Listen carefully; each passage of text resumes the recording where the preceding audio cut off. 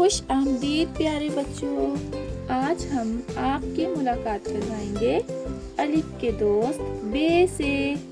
تو بچوں، آج ہم بے بولنا سیکھیں گے اور یاد کریں گے۔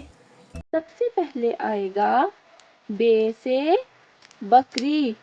بکری بہت پیاری اور معصوم ہوتی ہے، جنگل کی سب سے اچھی دوست۔ اور بکری کے 3 اور دوستوں سے آپ کو ملوائیں گے، جن میں سے ایک ہے بے سے بطخ جو کہ پانی میں رہتی ہے، اور ملوائیں گے بے سے بلی سے جو کہ نرم نرم ہوتی ہے، اور ان کا چوتھا دوست ہے بے سے بندر۔